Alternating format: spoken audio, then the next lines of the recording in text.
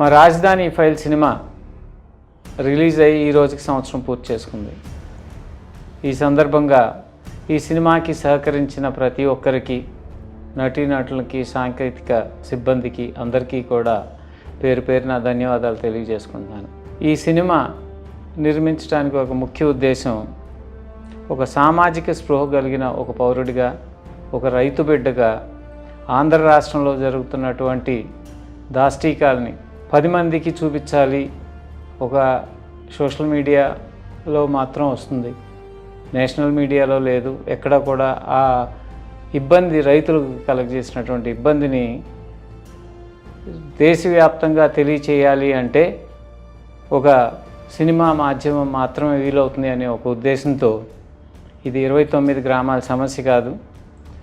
ఇది ఒక land acquisition అనేది ఎంత కష్టమో చాలా మెగా ప్రాజెక్ట్స్లో ఎన్నో ఆగిపోయిన ప్రాజెక్ట్స్ చూసిన వాళ్ళకి అర్థమవుతుంది. అటువంటిది ఒక రక్తపు చుక్క చిందించకుండా ఇన్ని వేల ఎకరాల భూములు స్వచ్ఛందంగా రైతులు ముందుకొచ్చి ఇస్తే వాళ్ళని హేళనకు గురి చేస్తూ, వాళ్ళ మీద అరాచకాలు పాల్పడుతూ ఎన్నో దాష్టికాలు చేస్తున్నటువంటి ఈ తుగ్లక్ ప్రభుత్వానికి బుద్ధి చెప్పాలి అనే ఒక ఉద్దేశంతో నా వంతుగా నేను ఈ సినిమా నిర్మాణానికి పూనుకున్నాను.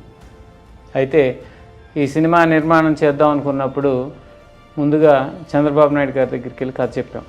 3 గంటల సేపు ఓపికగా కథ విన్నారు. విన్న తర్వాత ఒక తండ్రి, ఒక కుటుంబ పెద్ద ఏ విధంగా రియాక్ట్ అవుతారో అలాగే రియాక్ట్ అయ్యారని, పొలిటీషియన్గా రియాక్ట్ అవ్వడం. కష్టపడి సంపాదించుకున్నావు, దుర్మార్గుడు సినిమా రిలీజ్ అవనిస్తాడా, ఎందుకు వేస్ట్ చేసుకుంటావు అని అన్నారు. ఇదే ఇంకొక రాజకీయ నాయకుడు అయితే, మాకు ఉపయోగపడే సినిమా తీస్తున్నావా, ఏళ్ళు తీ, ఇంకా ఖర్చు పెట్టు అని వాళ్ళు ఎంకరేజ్ చేసేవాళ్ళు. కానీ ఆయన అలా చేయలే. సో ఆయనలో నచ్చే విషయం అదొకటే. సో ఆయనకి ఉపయోగపడాలి, రాష్ట్రానికి ఉపయోగపడాలి, రైతులకి ఉపయోగపడాలి అనే ఉద్దేశంతో ఈ సినిమా నిర్మాణం చేపట్టడం జరిగింది.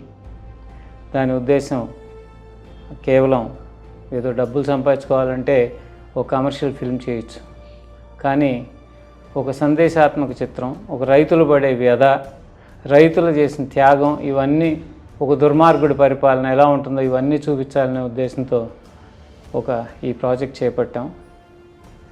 Thanks to everyone. ప్రాజెక్ట్ అయితే సక్సెస్ఫుల్, మాకు మంచి పేరు తెచ్చిపెట్టింది.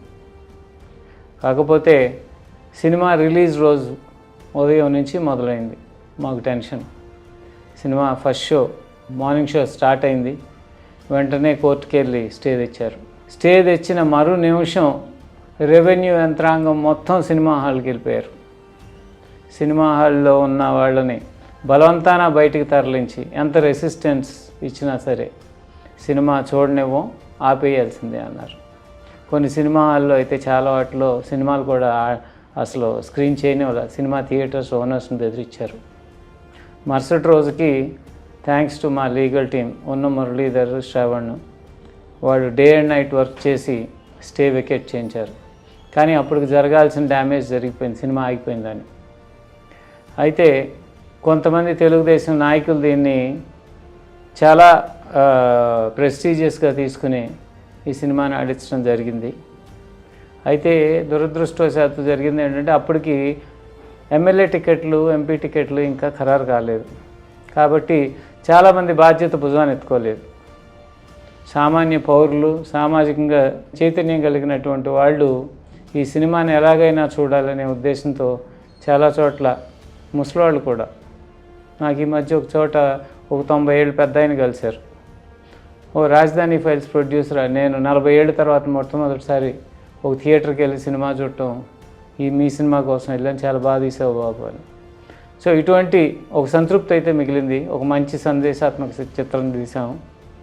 ఈ చిత్రం మూలంగా ఏదో చంద్రుడికి నూలుపోగా అన్నట్టు, లేకపోతే ఉడతా భక్తిగా ఈ రాష్ట్రానికి ఒక చీడపీడ వదిలించటానికి మేము ఉపయోగపడ్డామనే ఒక సంతృప్తితో ఈ సినిమా చూసినప్పుడల్లా ఈ సినిమాని తలుచుకున్నప్పుడల్లా మాకు ఆనందం కలుగుతూ ఉంటుంది.